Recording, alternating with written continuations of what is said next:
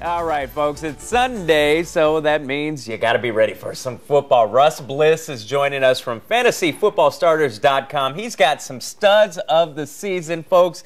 If you don't have them on your roster, you should have these guys on your roster. They're having an amazing year. Definitely. You know, we've talked a lot about quarterbacks recently, and there are three quarterbacks that are just outperforming everybody else.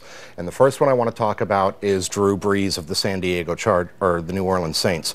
Drew Brees is on pace for over 5,000 passing yards this year, which is outstanding. He's also on pace for 30 touchdown passes as well, and he's thrown 3 or more touchdown passes in 4 games so far this year.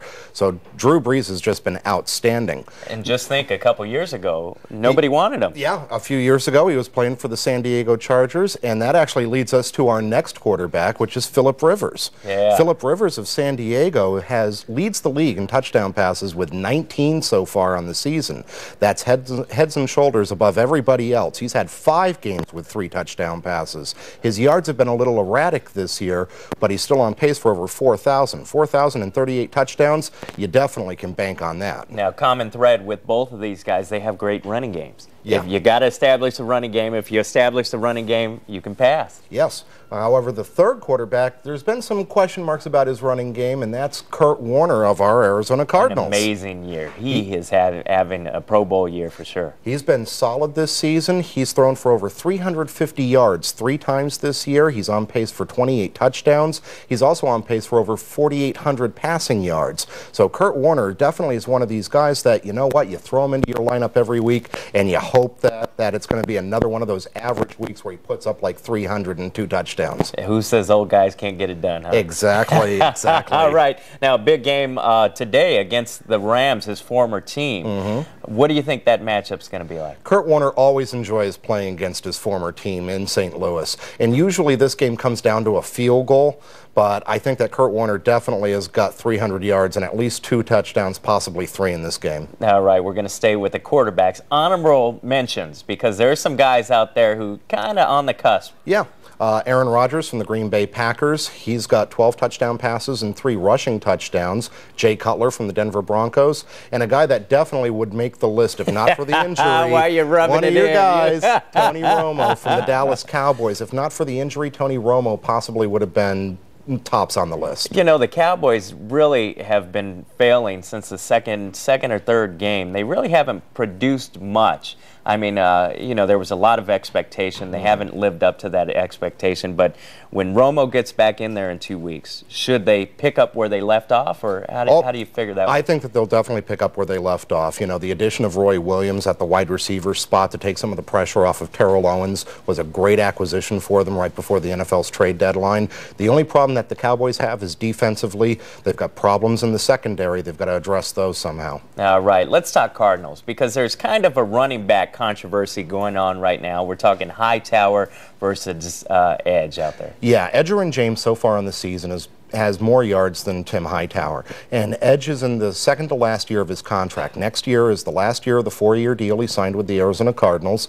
And they drafted Tim Hightower to see what they have as far as a potential future replacement for Edge. So there's a chance that going down the stretch here, there's a good possibility that we start seeing more of Tim Hightower being worked into games, because he's shown a great ability to catch the ball out of the backfield. He's got a great nose for the end zone. He's got twice as many touchdowns as Edgerrin James so far in the season.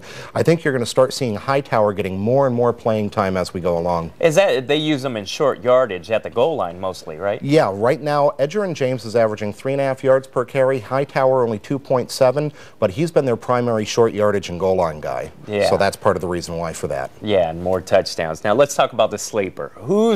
Who's not getting as much attention out there who should be? Well, I tell you what, the guy that we're going to finally see later on today is Ryan Terrain, the rookie for the Denver Broncos, the product from ASU. Now, Terrain was drafted by the Broncos to be their running back, their primary guy. But because of the elbow injury that he suffered in training camp, he hasn't been able to go out there and get any game action. He's finally going to get into a game today. And the plan is for the Broncos to gradually bring him along and see if he can be that guy that they can really lean on, that workhorse, bell cow running back that they want for the playoffs. Is there such a thing? Bring him along slowly. This is a man's game, Russ. This is a man's game. Get in there and work, produce now, right? I mean, yeah. It's about the now.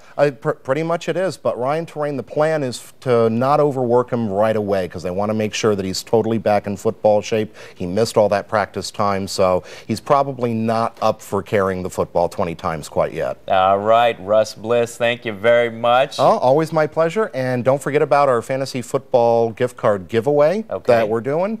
All you got to do is just answer this question: and which Arizona Cardinals wide receiver currently leads the NFL in receiving touchdowns with 7? First email to Jeff at fantasyfootballstarters.com.